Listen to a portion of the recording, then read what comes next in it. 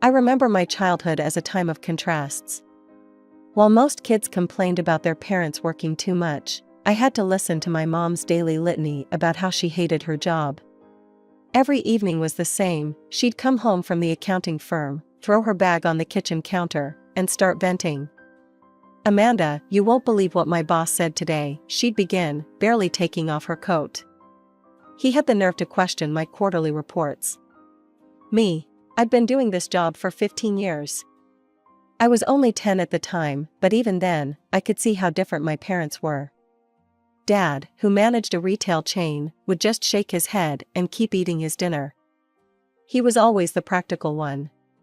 "Sarah," he'd say to Mom, using his calm voice that somehow made her even more agitated, "if you hate it so much, find another job." "Another job?" she'd scoff. "I don't want another job, Mark. I want no job.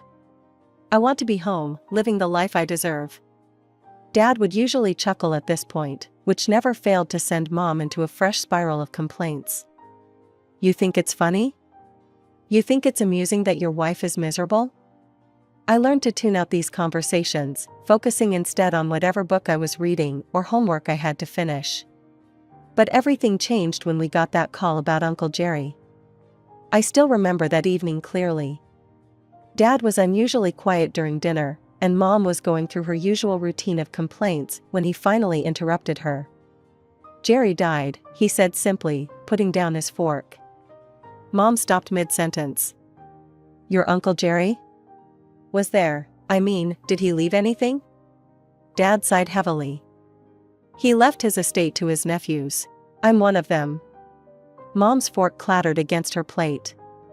"How much?" $200,000. The silence that followed was deafening. I watched my mother's face transform, the perpetual frown lines smoothed out, her eyes widened, and a smile I'd never seen before spread across her face. "Mark," she whispered, reaching across the table to grab his hand, "do you know what this means? We could buy that vacation house I've been talking about, or—" "No," Dad cut her off firmly. "Remember all those times you said you wanted to be free? Well, here's our chance. I'm going to start my own business." "A business?" Mom's voice rose an octave. "But Mark—" "A courier company," he continued as if she hadn't spoken. "I'd been researching it for years. With this capital, we could make it work. You could quit your job and help me run it. We'd be our own bosses." Mom's face went through a series of expressions: disappointment, calculation, and finally, resignation mixed with hope. "Fine," she said eventually. "But I get to be the accountant. And when we start making money, I want nice things, Mark. Real nice things." Dad smiled and squeezed her hand. "Deal." The first 3 years were tough. Dad worked crazy hours getting his courier company off the ground, while Mom handled the books. I spent a lot of time at the office after school, watching them build something from nothing. Despite the long hours, there was an energy in the air, a sense of possibility that made even the difficult days feel worthwhile. Then, almost exactly 3 years in, everything changed. The business started turning real profit, and suddenly we were living a completely different life.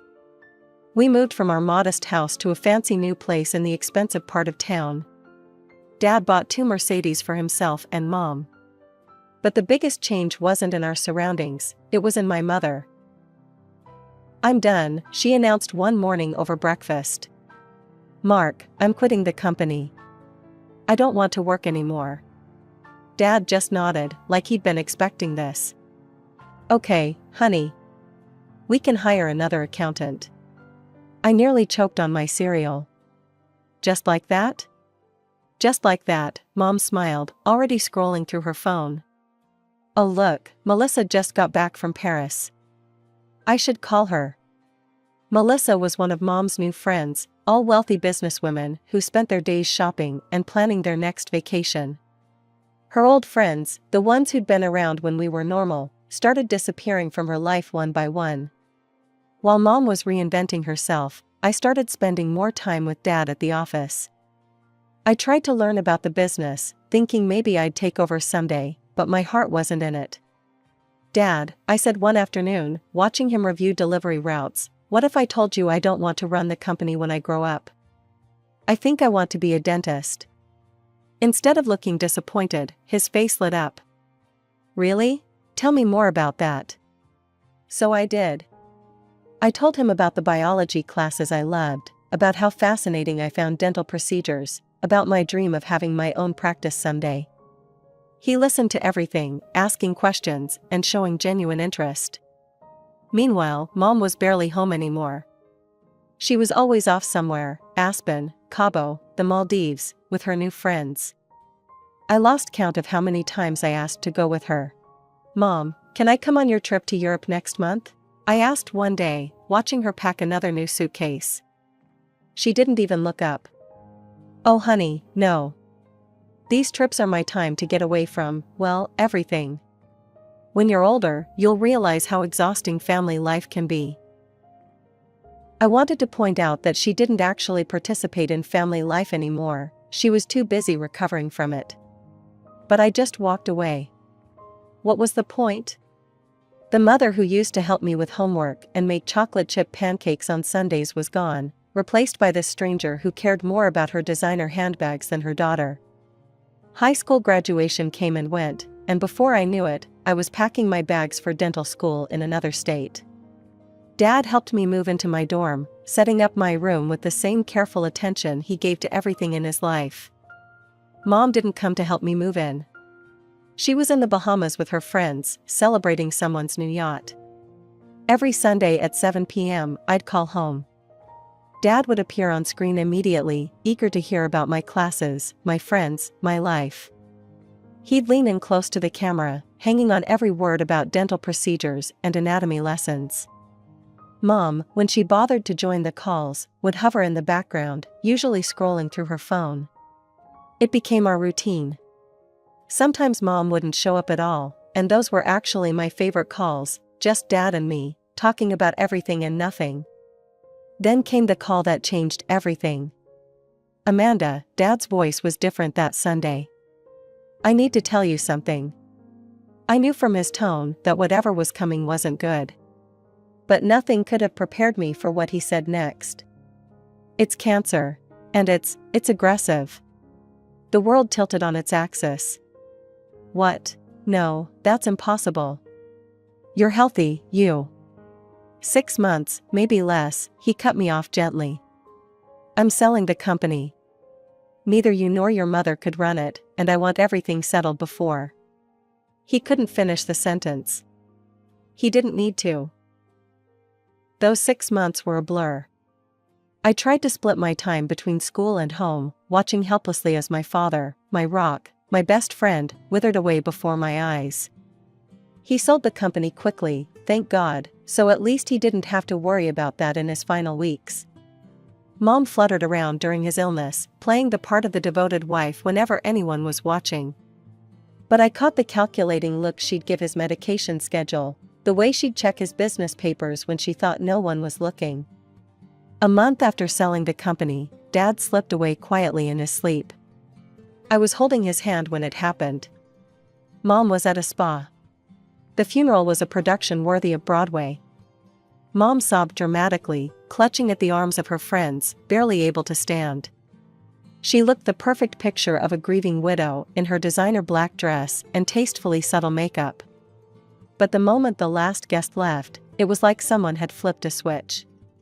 She straightened up, wiped her eyes, and walked to the mirror to fix her mascara. "Well," she said, suddenly businesslike, "that's done. Now we need to talk about the money." I stared at her, unable to process the transformation. "Mom, Dad just died." "I know, honey, and it's terrible," she said, not sounding terrible at all. "But life goes on. And just think what we could do with the money from the company sale. I've had my eye on this gorgeous villa in Spain." Then there was the reading of the will. The notary's office was cold and sterile, nothing like Dad's warm presence. Mom sat next to me in a black designer dress, different from the funeral one, of course, tapping her manicured nails against her leather handbag. Mr. Peterson, Dad's longtime lawyer and friend, cleared his throat and began reading. Being of sound mind. His voice droned on with the legal preliminaries until he got to the meat of it. The family house is to be divided equally between my wife, Sarah Thompson, and my daughter, Amanda Thompson. Mom's tapping stopped. Furthermore, I have established a trust fund for Amanda's continued education in dentistry, covering all expenses until the completion of her degree. I could feel Mom's tension building beside me. The remaining assets, including proceeds from the sale of the business, are to be divided as follows: 60% to my daughter, Amanda Thompson, and 40% to my wife, Sarah Thompson. The tapping resumed, faster now, almost violent. "This is ridiculous," Mom burst out before Mr. Peterson could continue. "There must be some mistake." "There's no mistake, Mrs. Thompson," Mr. Peterson said quietly. Mark was very clear about his wishes. Mom turned to me, her face a mask of calculated sympathy. "Amanda, honey, you have to see how unfair this is. Your education is already being paid for, and you'll make plenty of money once you're a dentist. I'm your mother, I need this money to maintain my lifestyle. Maybe try spending less?" The words came out before I could stop them. Her face transformed instantly, the sympathetic mask dropping away to reveal raw fury. "How dare you? After everything I've sacrificed for you?" "What exactly have you sacrificed, Mom? You haven't worked in years. You've been on permanent vacation while Dad built everything we have. I don't have to listen to this." She stood up, gathering her designer purse and jacket. "When you decide to stop being selfish and ungrateful, you know where to find me." The door slammed behind her with enough force to rattle the diplomas on Mr. Peterson's wall. "Your father knew this might happen," Mr. Peterson said gently. "He wanted to make sure you were taken care of." Days turned into weeks. No calls, no texts, no emails. The silence was deafening, but also strangely peaceful. I threw myself into my studies, trying to make Dad proud, trying not to think about Mom's reaction or what it said about her, about us. "She'll get over it," I told myself as I reviewed dental anatomy charts late at night. "She'll calm down eventually." But deep down, I knew something had broken in that notary's office, something that had been cracking for years. And unlike the broken bones and damaged teeth I was learning to fix in school, this wasn't something that could be mended with study or skill or science. One day I was taking a study break, mindlessly scrolling through social media, when I saw it. At first, my brain couldn't process what I was looking at: Mom, tanned and glowing, wrapped in the arms of a man who couldn't be more than 35. The caption beneath the photo stopped my heart: "Finally married to my soulmate. Newlyweds, love wins." My phone slipped from my numb fingers. Married? Without telling me? I tried calling her immediately, my hands shaking so badly I could barely hit the right numbers. Straight to voicemail, of course. That night, I couldn't sleep. The image of them together kept playing in my head, along with 1,000 questions. By morning, I'd made up my mind. I packed a small bag and caught the first flight home. The house looked exactly the same as when I'd left it after the funeral, Dad's rosebushes still perfectly trimmed, his favorite chair visible through the living room window. The only difference was the shiny red Porsche in the driveway that definitely hadn't been there before. Mom opened the door wearing a silk robe I'd never seen before. Her surprised expression quickly turned to anger. "Amanda, what are you doing here?" Her voice was ice cold. "I saw your post," I managed to say. "You got married?" "No one invited you here," she snapped, but before she could close the door, a man appeared behind her, the one from the photo. Up close, he looked even younger. "Babe, who is it?" he asked, wrapping an arm around her waist. "Nobody important," Mom replied. "Just my daughter who doesn't know how to call before showing up." I felt like I'd been slapped. "Your daughter who didn't even know you got married?" "My personal life is none of your business," she said, lifting her chin defiantly. "None of my... Mom, Dad's only been gone 3 months." She laughed then, a harsh sound that held no humor. "Oh, sweetie, Brad and I have known each other for years. Why do you think I took all those solo vacations? Those trips were boring. Brad made them very interesting, didn't you, darling? He smirked, pulling her closer. I felt sick. How could you do this to Dad? My voice was barely a whisper. Your father was boring, she shot back. Always work, work, work. Brad knows how to have fun. Now, I suggest you leave before I call the police. This is my house now, and you're not welcome here. This is half my house, I reminded her. Dad left it to both of us. Get out, she screamed, her composed facade cracking. Get out of my house. Go back to your precious studies and your perfect little life that your father bought you. I backed away, tears blurring my vision. The last thing I saw before the door slammed was Brad pulling Mom into a kiss, both of them laughing. I made it to my rental car before the sobs came. All those trips, all those times she said she needed breaks from the family. How long had she been living this double life? How long had she been betraying Dad, betraying all of us? Another month has passed. I was in the middle of a dental anatomy class when my phone buzzed. Mrs. Jenkins, our old neighbor who'd lived next door for 15 years, was calling. Odd, she never called. Amanda, honey, her voice was hesitant. I thought you should know, there are moving trucks at your house. Your mother is selling it. The words didn't make sense at first. That's impossible. The house is half mine. Well, there's a sold sign in the yard, and they're clearing everything out. My hands were shaking as I dialed Mom's number, expecting the usual silence. To my surprise, she answered on the first ring.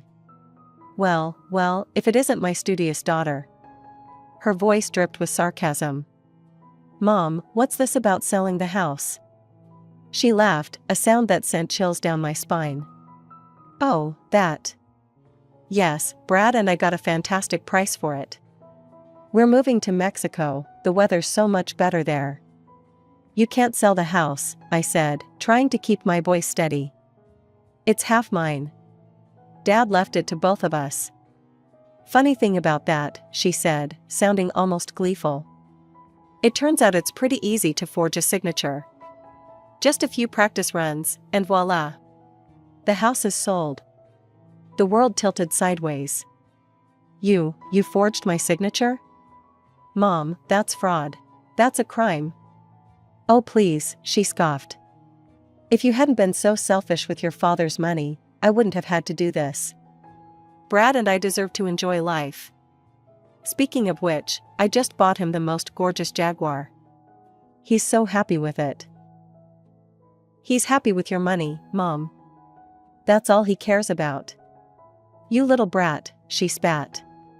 You're just jealous, because I have a gorgeous young husband who adores me, while you're all alone with your boring books and your little dental tools. What do you know about love? I know Dad loved you, I said quietly. He loved you for 30 years, and this is how you repay him? Your father? She laughed again, harsher this time. Your precious father, who left you more money than me. Who treated me like I was some kind of trophy wife. Well, now I have a real trophy, a young, handsome husband who knows how to have fun. And guess what? We don't care about your American laws in Mexico. We don't care about you, or your inheritance, or anything else. We're going to live the life I deserve. Mom, please. Face it, Amanda. You're just a sad, lonely little girl who's jealous of her mother's happiness. When was the last time you even had a date? Too busy playing with teeth to have a real life, aren't you? Before I could respond, the line went dead. I sat there in the empty classroom, my phone still pressed to my ear, listening to the silence. My mother had just admitted to committing fraud. She had stolen my inheritance, my home, everything I had left of Dad. And she was proud of it. Life has a funny way of moving forward, with or without you. In the years following Mom's disappearance to Mexico, I finished dental school, completed my residency, and started working at a respected clinic. Dad's inheritance helped me buy a beautiful apartment in a quiet neighborhood, and I was building the life I'd always dreamed of. I thought about Mom sometimes, usually late at night when I couldn't sleep. I wondered if she was happy with her choices, if her young husband was worth destroying her family for. But mostly, I tried not to think about her at all. Then one ordinary Tuesday evening, as I was unwinding after a long day at the clinic, my doorbell rang. I wasn't prepared for what I saw through the peephole. There stood my mother, but not the perfectly coiffed, designer-clad woman I remembered. This woman was haggard, wearing wrinkled clothes that had seen better days. Her once immaculate hair was graying at the roots, and her expensive makeup was nowhere to be seen. Against my better judgment, I opened the door. "Amanda," she whispered, her eyes filling with tears. "Baby, please. What are you doing here?" My voice came out harder than I expected. She pushed past me into the apartment, her eyes darting around desperately. "I need your help, Brad." She choked back a sob. "He took everything." "Everything?" I couldn't help the hint of satisfaction in my voice. "All the money, the house money, what was left of the inheritance. He spent it all on gambling and parties in Mexico. And then..." She wrapped her arms around herself. "Then he met some 20-year-old at a club. They ran off together.